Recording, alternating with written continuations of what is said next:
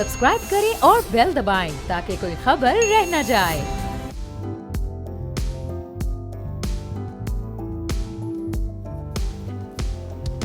अस्सलाम वालेकुम, मैं हूं राव जहांगीर। आप देख रहे हैं प्रोग्राम व्यापार और पाकिस्तान स्टॉक एक्सचेंज की सूरत हाल से प्रोग्राम का बाकायदा आगाज़ करेंगे, जहां आज भी हमने 250 से ज़ायद पॉइंट्स का इजाफा देखा और मार्केट इस वक्त मुस्तकिल बुनियादों पर एक पॉजिटिव जोन में मौजूद है, जहां 78,500 से ज़ायद पॉइंट्स पर आज इंडेक्स क्लोज हुआ है। कारोबार आज किस तरह से रहा, बोल न्यूज़ के नुमाइंदे कफील अहमद हमारे साथ मौजूद हैं, उनसे आज के दिन भर की सूरत हाल जानेंगे। कफील, बताइएगा, 252 पॉइंट्स का आज इजाफा हुआ है, सरमायाकारों का एतमाद इस वक्त कितना बहाल है मार्केट पर, क्या कहने हैं सरमायाकार?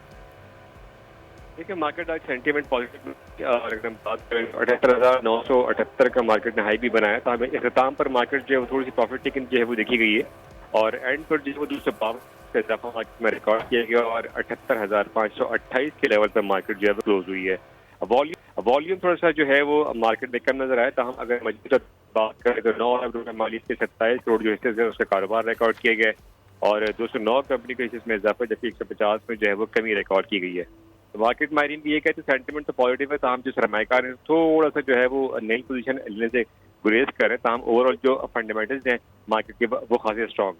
ठीक है, बहुत बहुत शुक्रिया। कफील अहमद हमारे साथ मौजूद थे, स्टॉक मार्केट की सूरत हाल से आगाह कर रहे थे, जहां इस वक्त रोजाना की बुनियाद पर ऊपर जाता देख रहे हैं। अब देखना है कि आने वाले दिनों में ये कहां तक जाती है और 80,000 का जो एक उसको नफसियाती फिगर आप कह लें, एक जो साइकोलॉजिकल एक फिगर है, उसको अबूर कर पाती है या नहीं। अब बहरहाल बहुत से ऐसे सेक्टर्स भी हैं जो कि इस वक्त मुश्किलात का शिकार हैं। LPG की कीमत में 50 रुपये फ़ी किलो इजाफा हुआ है, यकमुश्त 50 रुपये क्यों बढ़ाए गए? ओगरा की जानिब से जो ऑफिशियल कीमत है, सरकारी निर्ख है, वो 234 रुपये, लेकिन मार्केट में इस वक्त 280 रुपये फ़ी किलो LPG दस्तियाब है। तो कहीं भी सरकारी रेट पर LPG दस्तियाब नहीं है। इसकी वजह क्या है? क्या जो LPG माफिया है वो हुकूमत से भी ज़्यादा तगड़ा हो गया? हुकूमत की रेट उस पर क्यों कहीं काम नहीं करती? और इसमें हुकूमत की कहाँ कोताहियाँ हैं? जो दरमियान में डिस्ट्रीब्यूटर्स हैं, जो ये पूरा बाकी जो माफिया है पूरा, ये किस तरह से ऑपरेट करता है और इनके खिलाफ क्यों कोई मौसर कार्रवाई नहीं हो पाती? इस पर हम गुफ्तगू करेंगे। इरफान खोकर साहब हमारे साथ स्टूडियोज में मौजूद हैं, चेयरमैन है LPG डिस्ट्रीब्यूटर एसोसिएशन पाकिस्तान के। बहुत शुक्रिया इरफान साहब, प्रोग्राम के लिए आपने वक्त निकाला। ये 50 रुपये यकमुश्त इजाफा हुआ, अभी कुछ दिन पहले तो हमने कीमत में कमी देखी थी, अभी तो बजट आया भी नहीं, उसके असरात भी नहीं शुरू हुए, 1 जुलाई आई भी नहीं, ये कहाँ से एकदम 50 रुपये फ़ी किलो में इजाफा हो? बिस्मिल्लाहिर्रहमानिर्रहीम। देखिए, कहने को तो ये गरीब का फ्यूल है, लेकिन बात यह है कि इसको दोनों हाथों से लूटा रहा है। लोकल गैस की कीमत OGDC ने 32,000 रुपये टन, यानी कुछ टैक्स डालें तो 40-50 हज़ार रुपये टन कीमत नीचे गई और सारी जब खरीदारी कर ली गई तो उसके बाद कीमत मसनूई किल्लत पैदा करके आप देखेंगे ओगरा के नोटिफिकेशन के बगैर, ओगरा किसी हुकूमती इदारे की नोटिफिकेशन के बगैर आज कीमत जो है 50 रुपये किलो ऊपर ही। आप दूसरी बात ये, जहाँ पे जिन इलाकों में क्रैकडाउन, जैसे लाहौर जब नंबर फरिस्त पे है, तो लाहौर में इस वक्त गैस 350 रुपये किलो चोरी पे बिक रही है और उससे 2 नुकसान होंगे सर। एक तो नुकसान होगा कीमत का, लोगों को गैस जो कुव्वतें खरीदनी है वो डिकेंडिंग्स को इलीगल करा। मैं घूमते वक्त से कहता हूँ हम वो हर सेफ्टी पॉइंट पूरा करने के लिए तैयार है, लेकिन ये पकड़ दकड़ से बहुत खौफनाक हो गई। पकड़ दकड़ से लोग चोरी छुपे जाके घरों में या गलियों में ये दुकानें खोल लेंगे, बेचने में, वो बहुत ख़तरनाक हो गई। लाहौर बहुत बड़ा शहर है, इसकी कंजम्पशन पाकिस्तान में सबसे ज़्यादा है, लेकिन बात यह है कि एडमिनिस्ट्रेशन और इनकी जो गलतियाँ हैं, जो इनकी बत्तागिरी बढ़ जाएगी। बात ये, हम चाहते हैं सेफ्टी भी हो और लोगों को गैस भी सस्ती मिले। हुकूमत वक्त हमारे साथ बैठ के कोई भी लाइमल तैयार करे, सेफ्टी के ऊपर बातचीत करें, हम वो करेंगे। जान से कीमती कोई चीज़ नहीं है, लेकिन ये जो पकड़ दकड़ दुकानों के ताले तोड़ के सिलेंडर अपने कब्जे में लेना, ये तज़ील हम बर्दाश्त नहीं करेंगे। एक दिन हम सब लोग बैठे हैं इंशाअल्लाह ताला, फिर खैबर से कराची तक कंप्लीट गैस बंद होगी। देखिए, हैदराबाद का वाक़या बहुत अफसोसनाक है। 27 जाने की ये मासूम और 61 जख्मी टोटल हुए, जो बाकी जिले में वो भी बड़े। हम चाहते हैं सर, ये CO2 का मामला सिंध से शुरू होता है। CO2 और गैर मेरे सिलेंडर का खात्मा हुआ। हम चाहते हैं म्यारी सिलेंडर मार्केट में, हम घर घर में कल मेरा और आपका बेटा और भाई भी इसमें हो सकता है। बात यह हुकूमत वक्त को होश के नाखून लेने चाहिए। आप देखिए, कीमत पर कंट्रोल नहीं। हाँ, इंक्वायरी हो, इंक्वायरी के बाद जो जिम्मेदार है उसको मेरे ख्याल से सजा हो तो आपको भी कोई एतराज़ नहीं होगा। लेकिन ये जो फ़र्क ओगरा की कीमत में आ रहा है 234 और बिक रही है 280, जो 46 रुपये फ़ी किलो, ये किसकी जेब में जा रहे हैं, क्यों जा रहे हैं? पेट्रोल प्राइस देखते हैं, ओगरा तय करता है, पेट्रोल पंप उससे कोई 60-65 पैसे ज़्यादा या 1 रुपये ज़्यादा, कोई इतना बड़ा फ़र्क नहीं होता। ये गैस की कीमत में इतना बड़ा फ़र्क? सर देखिए, मैं गैस, कोई डिस्ट्रीब्यूटर, कोई दुकानदार अपने घर में गैस पैदा नहीं करता। जहाँ से गैस चलती है प्लांट से, अगर प्लांट पे कीमत, सरकारी कीमत पे गैस मिलेगी तो वो दुकानदार बेचेगा ना। किसी प्लांट पे, पूरे दावे से कह रहे हैं, पूरे पाकिस्तान में प्लांट से गैस सरकारी कीमत पे अवेलेबल नहीं है। अच्छा। तो सर ये कीमत देखो, जहाँ पे मानी कीमत की जाती है। मैंने लास्ट टाइम जियो के प्रोग्राम में बात की कि जनाब स्पोक्समैन थे, कल भी मैंने दोस्तों से कहा कि देखें इस वक्त पूरे मुल्क में सरकारी कीमत पे गैस दस्तियाब, मैं दावे से कहता हूँ, क्या पाकिस्तान की जो मार्केटिंग कौमी, किसी को एक शो का नोटिस जारी हुआ, कोई एक पकड़ा गया, अरबों रुपए लूटे जा रहे हैं, देखो डेली बुनियाद पर अरबों रुपए लूटे जा रहे हैं, कौन जिम्मेदार है? पकड़ा जाता है गरीब दुकानदार, डिस्ट्रीब्यूटर, इनके जितने भी एफआईआर दे लें। बात पीछे से कोई जहाँ से गैस चल रही है, जहाँ प्लांट से आ रही है, वहाँ पे कीमत सरकारी पे कीमत को इंश्योर करें, मैं जिम्मेदार हूँ, फिर ब्लैक मार्केटिंग नहीं होगी, जो करेगा वो जेल जाएगा। अब क्या है कि दुकानदारों पर जुर्माने, दुकानदारों के सिलेंडर जब्त किए जा रहे हैं, एलपीजी के डिस्ट्रीब्यूटर एफआईआर हो रही, इसका क्या फायदा है? तो इसका मतलब प्लांट और ओगरा के दरमियान कोई कनेक्शन है ही नहीं, कोई कम्युनिकेशन है ही नहीं। देखिए सर, ओगरा ने लाइसेंस दिए, सर मजे की बात है कि आर्टिकल 29 के तहत 2027 तक इख्तियार ओगरा ने दिया है डीसी और एसी को। अब डीसी और एसी जिम्मेदार हैं इन चीज़ों के, डीसी और एसी जिम्मेदार है, वो जाएं प्लांट से कीमत को इंश्योर कराएं। वो क्या करते हैं कि अपने नीचे हर एसी ने एहलकार छोड़े हुए, वो जाते हैं दुकानों के ऊपर, वो जाते हैं डिस्ट्रीब्यूटर्स के ऊपर, उनको पकड़ लिया, सिलेंडर छीन लिए, कर लिए, जब्त कर लिए, ना वो सेफ्टी को देखते हैं, ना वो प्राइस को देखते हैं, बस। और प्लांट से फिर क्या होनी क्या चाहिए कीमत? जब ये ओगरा कहता है कि 234 रुपये 60 पैसे हम कीमत मुकर्रर करते हैं, तो प्लांट से कितनी कीमत में डिस्ट्रीब्यूटर को मिलनी चाहिए? फिर डिस्ट्रीब्यूटर अपना कितना प्रॉफिट रख के आगे दुकानदार को देखिए, ये जो प्लांट नोटिफिकेशन जारी सर होता है 234 रुपये 60 पैसे, ये कंज्यूमर रेट है। हमें उससे नीचे मार्जिन जितना भी उसके अंदर ही मार्जिन होता है, वहाँ पे कानून ये है कि एलपीजी की जो ही सप्लाई मिलेगी उस इनवाइस के ऊपर उसकी कीमत लिखी जाएगी। किसी प्लांट से इनवाइस नहीं मिल रही, जो प्लांट देखिए इनवाइस मिलेगी तो फिर वो दुकानदार कहेगा जी पीछे से महंगी वाला सीन खत्म हो जाएगा। इसलिए ओगरा ने आर्टिकल 29 के तहत इख्तियार तमाम दर दिए हैं एसटीडीसी को। ये अगर फ़र्ज़ करें पाकिस्तान में फ़र्ज़ करें 400 प्लांट है, तो पूरे मुल्क में 400 बंदा ही बैठना है ना वहाँ पे सरकारी कीमत पे गैस। प्लांट से इसका मतलब डीलिंग डिस्ट्रीब्यूटर की वर्बल हो रही है, सब मुंह ज़बानी तय हो रहा है, कोई इनवाइस नहीं, जो पेमेंट कर रहे हैं आप लोग उसकी कोई रसीद आपके पास रसीद नहीं। हालांकि ओगरा का लॉ है कि रसीद के बगैर गाड़ी नहीं निकलेगी। नंबर 2, मजाज डिस्ट्रीब्यूटर को सप्लाई मिलेगी, मजाज डिस्ट्रीब्यूटर को मेरी गैस में सप्लाई, मेरी सिलेंडर में मिलेगी और मेरी गैस मिलेगी। सर किसी पे अमल नहीं हो रहा, गैर मेरी गैस मिल रही है, गैर मेरे सिलेंडर में गैस मिली और नॉन डिस्ट्रीब्यूटर को मिल रही है। मैंने कल जैन आबदीन साहब से मेरी तफसील मुलाकात थी, शर्मा साहब से हमारी डेढ़ घंटा गुफ्तगू हुई। इंशाअल्लाह ताला वो सेफ्टी के ऊपर बहुत बड़े सेमिनार करने जा रहे हैं, हम मुकम्मल सपोर्ट करेंगे उनको। जैन साहब को मैंने वादा किया मैं हर शहर में सेमिनार सेफ्टी पे करेंगे इंशाअल्लाह ताला। बेहतरीन और सेफ्टी में सबसे जो इम्पोर्टेंट एक स्टेप उठाना होगा वो शायद मेयारी सिलेंडर आए और उसको रिप्लेस किया जाए। सिर्फ एक्चुअल हमारी इसको मेक श्योर कैसे किया जाएगा कि हर दुकान पर मेयारी सिलेंडर मौजूद हो? सर देखें, मैंने उनको कहा कि थर्ड पार्टीज जितनी है पाकिस्तान की जो ओगरा की अप्रूव्ड पार्टीज हैं उनके पास स्कैनर्स आ गए। तमाम प्लांटों पर सरकारी जो थर्ड पार्टीज हैं ओगरा की अप्रूव्ड, उनको स्कैनर दे के भेजें, वो खुद सिलेंडर को चेक करें, फिर सिलेंडर मार्केट में। चूँकि ओगरा की जो लाइसेंसिंग कंपनीज हैं हमारे, वहाँ प्लांट पर तो ये बेच सकते हैं ना, प्लांट पे तो ये चेक कर सकते हैं ना। अब बात ये है कि अब गरीब दुकानदार पे पर्चा दे देना, एफआईआर कर देना, इसको सिलेंडर जब्त करना, सर ये किसी जगह पे किसी कानून में नहीं है। बात ये है कि बजाज डिस्ट्रीब्यूटर को गैस मिले, चीज़ें ठीक हुई। ओगरा का एक नोटिफिकेशन इतना खूबसूरत उस पेपर अगर इंप्लीमेंट हो जाए, कल मैंने गवर्नर पंजाब से भी तकरीर में बात करते हुए कहा, ओगरा ने अपना फर्ज अदा कर दिया। अगर अब चीफ सेक्रेटरी, सारे चीफ सेक्रेटरी इस पर अमल दरामद करा दें, सर मैं समझता हूँ 70% मसले हल हो सकते हैं, कीमत के भी और गैर मिनिस्टर के। कीमत का मसला तो हमेशा से चला आ रहा है, सेफ्टी का मसला तो चले बात की बात है। पहले अगर ये इस तरह प्लांट पर जाकर या जगह जगह जाकर सेफ्टी चेक कर सकते हैं तो कीमत क्यों नहीं चेक कर सकते? फिर कीमत पर भी तो अमल दरामद करवाएं। मैं कर रहा हूँ सर, बात ये कि ये सिर्फ और सिर्फ मैं अभी तक फिर कह रहा हूँ 314 कंपनियों में से अभी तक किसी एक को शो का नोटिस भी जारी होता ना, सारा को ठीक हो जाता। किसी ताकतवर बंदे को हाथ नहीं डाला जा रहा ना। मैं कह रहा हूँ वो डीसीएसी जनाब जाएं कि ताकतवर बंदे को हाथ डालें, ये गैस कहाँ से महंगी आ रही है। हाँ, अगर डिस्ट्रीब्यूटर को प्राइस तो मिली है, उसने ओवर चार्जिंग की है, मैं जिम्मेदार हूँ, मैं इसको जेल में लेके जाऊंगा। लेकिन बात ये प्राइस पे मन, आप देखो ओगरा का 234 रुपये रेट है। आप प्लांट महंगी क्यों बेच रहे हैं गैस का? प्लांट को भी पीछे से गैस महंगी पड़ रही है। प्लांट वाला कहते हैं मुझे पीछे से महंगी आई है। बात यह है कि ओगरा का अगर फर्ज करें पीछे से महंगी आई, ओगरा ने प्राइस जारी की, वो ओगरा के दफ्तर जाकर कटाए ना।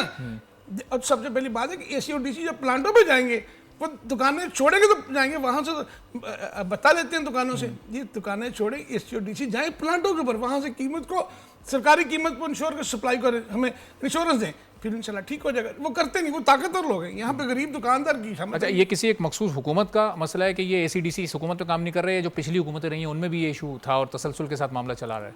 सर जब से मैंने वो संभाली है, जब से मैं इस बिजनेस में मैंने नहीं देखा किसी ताकतवर बंदे को हाथ डाला हो। मैंने नहीं देखा इस मुल्क में ताकतवर बंदे को हाथ ताकतवर बंदे को एक दफ़ा डाल देंगे। मैंने बात ओगरा के तमाम, अगर ओगरा या एसओडीसी की ताकतवर बंदे को हाथ डालें मुमकिन नहीं। आप देखें उनके मैं तबादले हो CO2 जाएंगे, जी, बिल्कुल। एसीडीसी के तबादले हो सर जाएंगे। देखिए मैं अभी यहाँ पे राजा रिफा साहब आईडी से मैंने एक ऑर्डर CO2 में निकाला। आज CO2 के कारखाने पकड़े जा रहे हैं। CO2 एक ऐसी लानत है, वो जितना प्रेशर बढ़ जाता है म्यारी गैर मेरी सिलेंडर, तो म्यारी सिलेंडर नहीं बर्दाश्त करता, वो गैर मेरी सिलेंडर से इतना 450 PSI प्रेशर है, उसमें डालते हैं वो सिलेंडर ब्लास्ट हो जाता है। और देखिए हैदराबाद वालों आकर देख लें, जंग में एक दिन में 11 जाने गई और 14 जख्मी हुए, 27 मौतें हुई।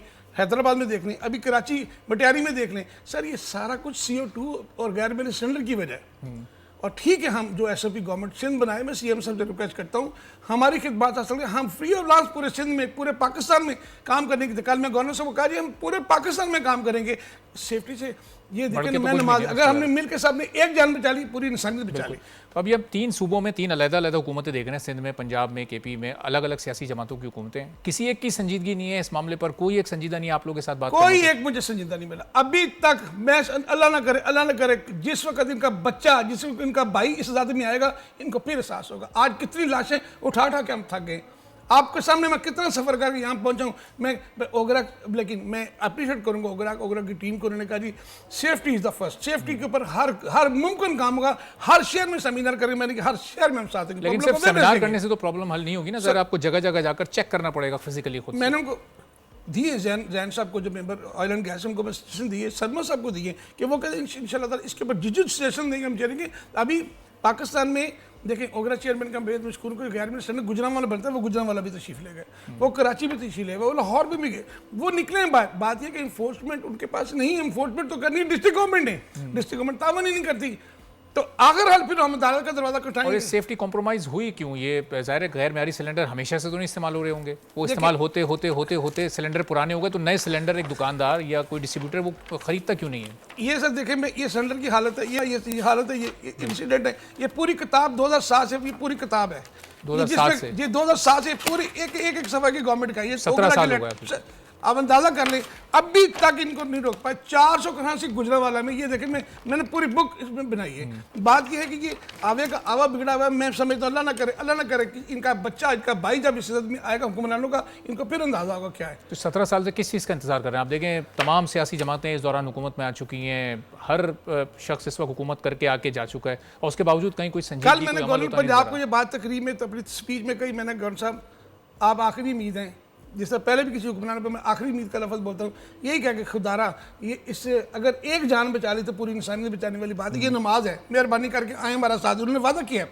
देखिए फिर भी मैं मुराद अली शाह से मेरी बहुत उम्मीदें बस्ता हैं। मैं अल्लाह ताला ने, मैं भी बीबी शहीद के साथ काम किया, मैंने भी आगे जो है ना चीज़ों को बेहतर, इंशाल्लाह मुझे बहुत उम्मीद है। मैं शजीर मेमन साहब का भी मशकूर हूँ। बाकी हम कोशिश करने लगे हैं कोई ऐसे SOP बनाएं ताकि सिंध से हम शुरू करें इंशाल्लाह ताला। और सिंध के गवर्नर से आपने कोशिश की कि सिंध के गवर्नर तो हमें बहुत मुख्तलिफ अवामी मामलात पर हमें मेहनत करते भी और एक्टिव भी नजर आते हैं, गवर्नर हाउस में बड़ी तकरीब हो रही होती हैं, तो उनसे आपने उनको अप्रोच करके ये सब उनसे शेयर किया?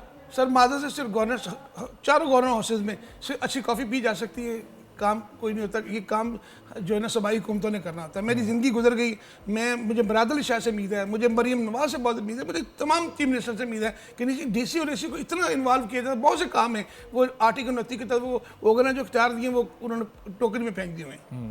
अब तो या तो फिर एक चीज़ है कि CM साहब कर सकते हैं, जो मैं आया हूँ मुराद अली शाह से मिलने के लिए, अल्लाह करे मुझे शजीर मेमन साहब से काम का मौका मिला, मुझे नासिर शाह साहब से मौका मिला, मुझे अभी इंटीरियर मिनिस्टर ने जो ऑर्डर किया उसके लिए। देखिए हम सेफ्टी चाहते हैं, लेकिन हम चाहते हैं कि लोगों को प्रॉपर गैस भी मिलती रहे और महंगी भी गैस ना मिले, सरकारी कीमत में मिले। हम हुकूमत सिंध के साथ, हुकूमत पंजाब के साथ, KP के साथ, बलोचिस्तान, हम इंशाल्लाह ताला पूरा साथ देने की तैयार रहे हैं। सेफ्टी द फर्स्ट, सेफ्टी में कोई कम्प्रोमाइज़ नहीं है। चौथा टेन्योर है इस हुकूमत का यहाँ पर सिंध की अगर हम बात करें, आप कीमत को भी कम करने की बात कर रहे हैं, आप जाने बचाने की बात कर रहे हैं, यकीनन ये बात ये भी करेंगे ज़बानी हद तक, लेकिन फिर ये अमली इकदाम पिछले 3 टेन्योर्स में हमें क्यों नज़र नहीं आए?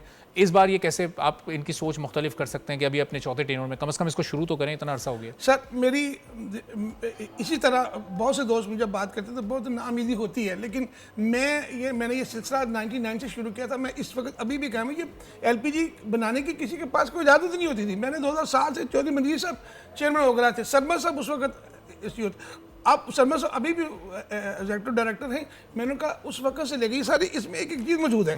बात ये कि मैंने कहा लाइसेंस किसी के पास, अगर आप है 28 में से जो सिलेंडर बनाने वाले 28 बंदों में से 24 बंदे गैर मेरे सेंटर बना रहे हो अगर लाइसेंस लेके, यानी और सरकारी तौर पे मौत के खिलौने बना रहे हैं। ये सारे गुजरांवाला चाहते थे कि मैंने गवर्नर पंजाब का, ये आपकी स्टेटमेंट, आप गवर्नर पंजाब हैं, आप इसमें हमारा साथ दें ताकि हमें यहाँ से सप्लाई चेन तोड़ी जाए, उधर सीएम सिंह जो है वो CO2 की चेन तोड़ दे, तो फिर सर मुमकिन है कोई इंसानी जान। चलें, अब आपका पैगाम तो ज़ाहिर है इस प्लेटफॉर्म के थ्रू पहुंच गया और आप वैसे भी अपनी कोशिशों से पैगाम लोगों तक पहुंचाते हैं और बड़ा एक इंसानियत का आप समझें ये काम कर रहे हैं कि लोगों की जाने बचाने के लिए और कीमत को कम करने के लिए। बहुत बहुत शुक्रिया इरफान कोकर साहब, तशरीफ़ लाए। एक ब्रेक लेते हैं प्रोग्राम में, ब्रेक के बाद वापस आएंगे, कुछ और अहम मौज़ूआत पर बात करेंगे। एक बार फिर प्रोग्राम में आपको खुशामदीद कहेंगे और 29 जून को कराची में एक सालाना टेकअप कॉन्फ्रेंस होने जा रही है, स्टार्टअप कॉन्फ्रेंस होने जा रही है। बड़ी ये अहम कॉन्फ्रेंस है चूँकि जो कैटलिस्ट लैब्स की बानी और CEO हैं जहांरा साहिबा, वो इसकी मेज़बानी कर रही हैं और एक स्टार्टअप एक्सेलेरेटर इनोवेशन हब और ख़वातीन लीडरशिप फेलोज़ प्रोग्राम है ये। अब ये प्रोग्राम हमारी यूथ के लिए कितना इंपॉर्टेंट हो सकता है, उस तरह के स्टार्टअप्स हमारी इकोनॉमी को कितना ग्रो करने में मददगार साबित हो सकते हैं और फिर जो इस वक्त एक बेरोज़गारी का बार बार सवाल उठता है फिर नौजवानों में फैलती हुई, तो उसको कम करने में किस हद तक इस तरह के स्टार्टअप्स मददगार साबित हो सकते हैं, इस पर हम गुफ्तगू करेंगे। कैटलिस्ट लैब्स की जहांरा साहब हमारे साथ मौजूद हैं। जहांरा साहब, बहुत शुक्रिया प्रोग्राम के लिए, आपने वक्त निकाला। सबसे पहले तो ये बताइएगा, ये जो हर साल आप ये कॉन्फ्रेंस करवाती हैं, इसका बेसिक मकसद क्या होता है, ये क्यों करवाई जाती है, किस बात की अवेयरनेस इसके थ्रू दी जाती है? ज़रा पहले इसको आप ज़रा थोड़ी सी रोशनी डालिएगा इस पर। अच्छा, ये कॉन्फ्रेंस जो है ये शुरू हुई थी फिनलैंड में और ये अब 6-7 मुल्कों में होती है। तो हमने पिछले साल से ही शुरू की है। ये स्टार्टअप्स के लिए है जो एक अर्ली स्टेज पे हैं, जिन्होंने अभी 2-3 साल पहले ही स्टार्टअप अपना शुरू किया है और इनको थोड़ी सी अवेयरनेस क्रिएट करने की ज़रूरत है। बहुत अच्छे प्रोडक्ट्स और सर्विसेज ये ऑफर कर रहे हैं। इन्होंने जॉब क्रिएशन में भी हेल्प की है।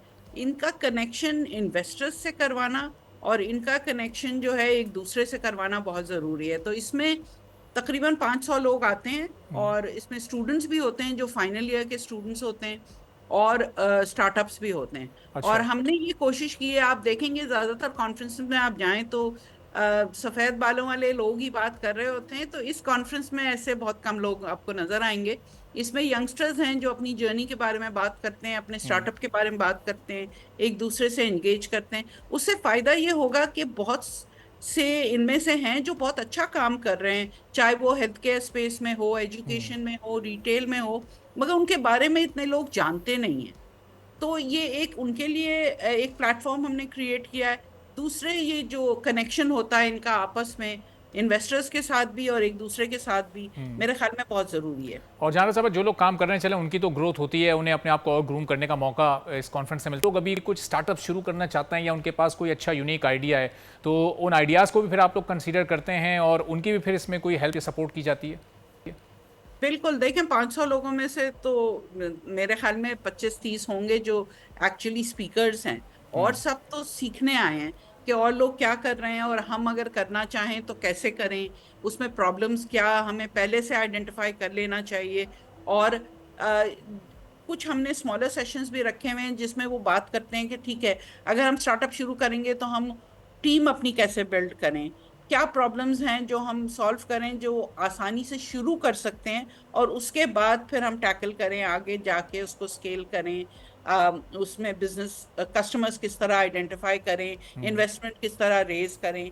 ये सब चीज़ों की छोटी ग्रुप्स में भी डिस्कशन है, जिसमें नए जो हैं जैसे स्टूडेंट्स जो अभी ग्रेजुएट कर रहे हैं, अगर जॉब्स नहीं मिलते तो फिर कुछ तो शुरू करें ना जिससे उनका घर चलता रहे और वो आगे जाके अगर वो अच्छा काम करेंगे तो जाहिर है स्केल अप करेंगे तो सिर्फ फिर पाकिस्तान में वो लिमिटेड नहीं हो सकता, बिजनेस हो सकता है कि वो आगे चल के वो बाहर के मुल्कों में भी वो प्रोडक्ट्स और सर्विसेज ऑफर कर सकें। सही। तो और अगर उनका स्टार्टअप, देखें हम लोगों को डर लगता है बहुत फेलियर से, मगर उनका स्टार्टअप फेल भी हो जाए, उसमें जो लर्निंग्स उनकी होंगी वो जो है ना, वो अगर कोई कंपनी उनको हायर भी करेगी ना तो वो जितनी एक्सपीरियंस उनका होगा वो उस कंपनी के भी काम आ सकता है। तो मैंने ये देखा है जो स्टार्टअप करता है वो बहुत अच्छा एम्प्लॉय भी बन जाता है अगर उसको ज़रूरत पड़े। और जहां साहब, किसी एक स्पेसिफिक सेक्टर को आप लोग फोकस करते हैं या फिर इन जनरल यहाँ पर ये सब बात हो रही होती है कि वो कोई भी फील्ड हो, किसी भी फील्ड का कोई एक्सपर्ट हो या उसके पास कोई भी स्टार्टअप हो, वो आ सकता है और वो फिर इस प्लेटफॉर्म पर शामिल हो सकता है यहाँ पर आप लोगों के साथ? नहीं, कोई एक सेक्टर को हम नहीं कर रहे हैं, इसलिए कि देखें पाकिस्तान में प्रॉब्लम्स तो हर सेक्टर में हैं हमारे पास। चाहे वो एजुकेशन हो, चाहे हेल्थ केयर हो, चाहे वो फ्लडिंग वगैरह हो, सस्टेनेबिलिटी, क्लाइमेट चेंज हो, हर तरह के सेक्टर्स के बारे में यहाँ बात भी होती है। और स्टार्ट करने में आइडेंटिफाई करें प्रॉब्लम और उसके ऊपर फिर आप सोल्यूशन फॉर्म करें। तो हर चीज में होता है, कोई वर्टिकल नहीं है, बस ये है कि टेक्नोलॉजी का एलिमेंट होना इसलिए जरूरी होता है कि चाहे आप एक्सपर्ट हो एजुकेशन में, अगर आपको पता हो कि टेक्नोलॉजी किस तरह इस्तेमाल होगी, उसके प्लेटफॉर्म इस्तेमाल करें, टेक्नोलॉजी एक्सपर्ट होने की जरूरत नहीं है। सही। तो फिर आपका जो स्टार्टअप है वो ग्रो ज्यादा आसानी से होगा। प्रोफेशनल्स भी आते हैं उसमें, ये कुछ बैंक से भी लोग आते हैं जो देखते हैं कि ये यंगस्टर्स को हम किस तरह सपोर्ट कर सकते हैं, एडवाइस किस तरह दे सकते हैं। तो मेरे ख्याल में ये बहुत अच्छा एक वो है जिसमें लोग एक साथ मिल के एक दूसरे के प्रॉब्लम सॉल्व करने का तरीका जो है ना वो ढूंढते और हैं। जहां साहब, चूंकि ज़ाहिर है एक हमारे माशरे में आप समझे कि एक शॉर्टकट एक ऐसी टर्म है जो कि इस वक्त लोगों में सरायत करती जा रही है कि ओवरनाइट लोग कैसे कामयाब हो जाएं, कैसे अपने बिजनेस को बड़ा कर लें।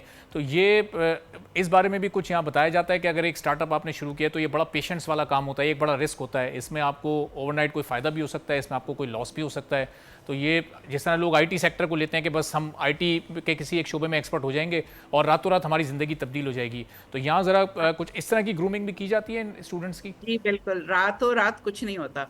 लोग जो ये समझते हैं कि हम एंटरप्रेन्योर बन जाएंगे और हम जो है ना फिर हमें सिर्फ 2 घंटे काम करने की जरूरत होगी, उनको जो है ना ख्वाब देखना छोड़ देना चाहिए। इसलिए कि जब आपकी अपनी बिजनेस होती है तो आप 24 घंटे भी काम करते हैं और पूरे हफ्ते भी काम करते हैं। मेहनत का काम है, जितनी मेहनत करेंगे उतना आपका जो रिजल्ट है वो अच्छा होगा। और ये है कि इससे लिए भी तैयार हो कि शायद चल जाए और बहुत अच्छा चले, और शायद फेल हो जाए तो नेक्स्ट वाला जो है बहुत अच्छा चल जाए। हमारे पास एंटरप्रेन्योर्स ऐसे हैं जिनका पहला स्टार्टअप फेल हो गया, दूसरा स्टार्टअप फेल हो गया, मगर तीसरा बहुत सक्सेसफुल है। तो पेशेंस की भी जरूरत है। और ये है कि डिप्रेस नहीं होना चाहिए अगर कोई चीज काम नहीं कर रही है। ये रिकग्नाइज करना जरूरी होता है कि देखें अगर इस वक्त काम नहीं कर रही है तो कोई वजह है, कुछ डायरेक्शन चेंज करने से ठीक हो जाएगी। इसीलिए हम उनको मेंटोर्स से भी कनेक्ट करते हैं सही। कि देखिए कोई आपको एडवाइस देने वाला होना जरूरी है। और इन स्टार्टअप्स के लिए बुनियादी ज़रूरियात जहाँ साहब वो क्या होती हैं? वो किसी भी शख्स की इंटेलिजेंस होती है, किसी के पास इंटेलिजेंस है तो फाइनेंस नहीं है, किसी के पास फाइनेंस है तो वो उसकी शायद वो ग्रिप नहीं है अपने उस स्टार्टअप पर या बिजनेस पर। अब अगर ये दोनों चीज़ें किसी के पास मौजूद नहीं है तो फिर उन लोगों को किस तरह फिर आप हेल्प आउट करते हैं? देखिए हर शख्स एंटरप्रेन्योर नहीं बन सकता, स्टार्टअप नहीं बन सकता है। ये वही हैं जो बहुत ही पैशनेट हैं कि ये मुझे ये प्रॉब्लम सॉल्व करना है, उसकी वजह से उनको नींद भी नहीं आती कि ये प्रॉब्लम मैं सॉल्व कर सकता हूँ या कर सकती हूँ। और उसमें खवातीन भी बहुत से प्रॉब्लम सॉल्व कर रही हैं कि ये जो है मुझे करना ही करना है। तो फिर वो ढूंढते हैं कि हम और किसको इन्वॉल्व करें इसमें, चाहे दोस्त हैं, रिश्तेदार हैं। रिश्तेदार तो मुश्किल होता है, जरा ना ही करें तो बेहतर है, इसलिए कि आप बिजनेस खत्म होने के बाद ऐसा ना हो कि रिश्तेदारी भी खत्म हो जाए।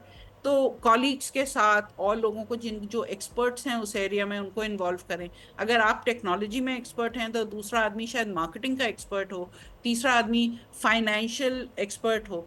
तो इस तरह के स्किल सेट जरूरी होते हैं, तो अकेले करना बहुत मुश्किल होता है।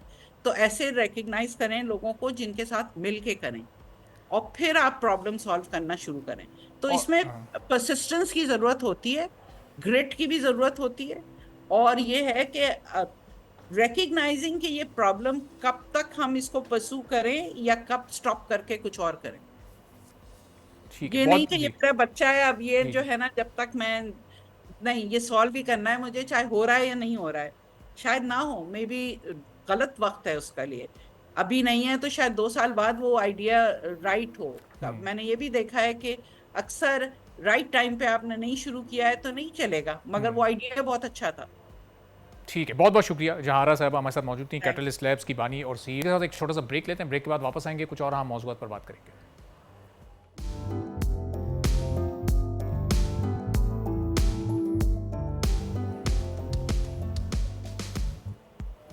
एक बार फिर आपको प्रोग्राम में खुशामदीद कहेंगे। अब ताजिरों की जानिब से इस वक्त जो इजाफी गंदम मुल्क में मौजूद है उसको बरामद करने की इजाज़त हुकूमत से तलब की गई है। ख़त लिखा गया है वज़ीर आज़म शहबाज शरीफ को, जिसमें बताया गया कि 3.9 मिलियन टन इजाफी गंदम इस वक्त मुल्क में मौजूद है, और अगर इसको बर वक्त बरामद ना किया गया तो ये स्टॉक ज़ाय होने का भी खदशा है। अगर इसको बरामद किया जाता है तो इससे किसानों को भी फ़ायदा हो सकता है। अब किसानों के फ़ायदे को बुनियाद और जवाज़ बनाकर इस गंदम को बरामद करने की बात की जा रही है, तो इसमें कितनी हकीकत है, और अगर ये गंदम बरामद की जाती है तो मुल्क में तो फिर कोई शॉर्टफॉल या बहरानी कैफियत नहीं पैदा होगी। इस पूरी सूरत हाल पर हम बात करेंगे। मियाँ हमारे साथ मौजूद हैं, प्रेसिडेंट हैं पाकिस्तान किसान इत्तेहाद के। बहुत शुक्रिया उमर साहब, प्रोग्राम के लिए आपने वक्त निकाला। अब ये जो इस वक्त गंदम बरामद करने की इजाज़त हुकूमत से तलब की जा रही है, इससे पहले हमने देखा जब जो चीज़ हमारे मुल्क से एक्सपोर्ट हुई है तो फिर हमें उसकी शॉर्टेज हो जाती है, फिर यहाँ कीमत भी बढ़ जाती है। यहाँ पर सूरत हाल क्या है? आप लोगों को इससे फ़ायदा होगा अगर हुकूमत इजाज़त देती है तो? जी बिस्मिल्लाहिर्रहमानिर्रहीम। सर, सबसे पहले तो अरबाब भाई मैं आपको ये बताना चाहता हूँ कि आपने एक वहाँ पहले एक प्रोग्राम किया था और जिसमें मैंने कहा था कि यही गंदम अभी आई है, फिर इंपोर्ट हुई है और उसके बाद एक्सपोर्ट हो जाएगी। बिल्कुल। और यही होता आ रहा है। आपने अगर कोई किसान को फायदा देना है, किसान के नाम पे इस मुल्क को ना लूटें। अगर किसान को फायदा देना है तो डायरेक्ट किसान को देना, कि किसान डायरेक्ट अपनी गंदम, हम तो अभी भी अपने बाहर नहीं ले जा सकते, हम अफगानिस्तान गंदम नहीं दे सकते। तो अगर किसान को ये अलाउ नहीं है कि वो अपनी कोई क्रॉप बाहर दे सके, तो फिर ये कौन लोग हैं जो इंपोर्ट की भी इजाजत ले लेते हैं और एक्सपोर्ट की भी इजाजत ले लेते हैं? ये इतने स्ट्रॉन्ग माफियाज हैं जिनको फौरन ही इजाजत मिल जाती है इंपोर्ट की भी और एक्सपोर्ट की भी। और दूसरे नंबर पे जो अभी आजकल चूंकि बजट का इशू चल रहा है, तो इंतहाई अफसोस की बात है। आप देखें कि बेनजीर इनकम सपोर्ट प्रोग्राम में तो 450 अरब 500 अरब रुपया दे दिया गया, लेकिन ज़राअत को 5 अरब सिर्फ दिए गए। हालांकि हम देखें कि अगर आप हमें एक बोरी डीएपी के दें तो वो डीएपी के एक बैग जो है 10,000 रुपए का अभी मार्केट में है, और हम उससे 12 मन इजाफी गंदम होती है, यानी हम 10,000 का आपको 40,000 बना सकते हैं उससे।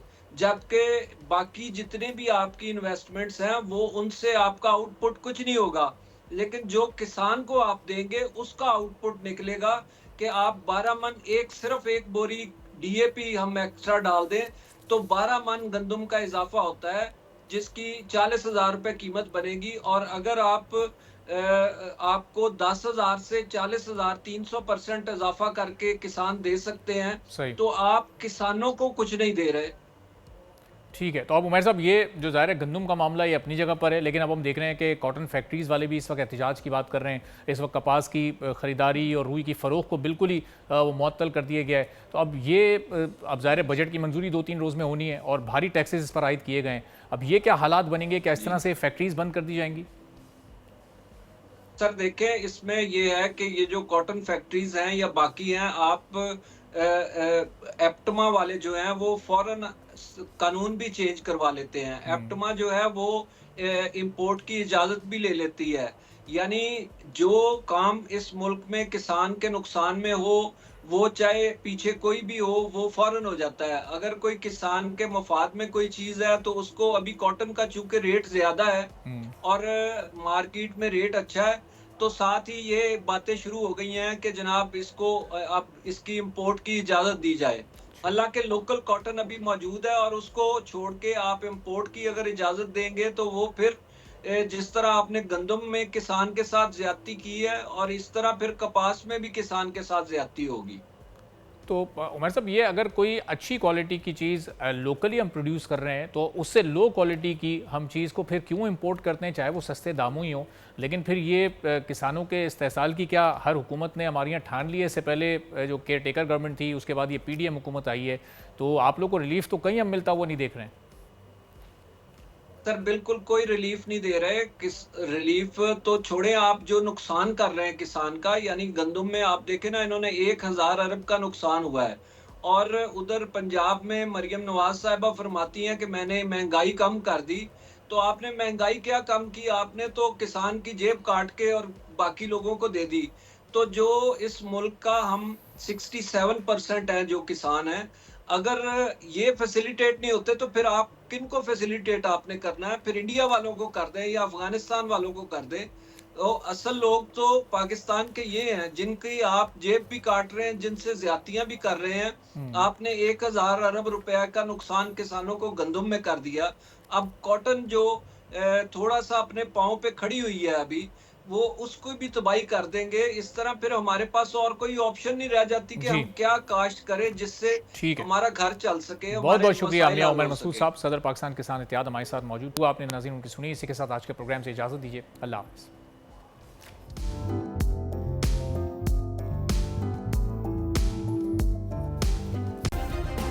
सब्सक्राइब करें और बेल दबाएं ताकि कोई खबर रह न जाए।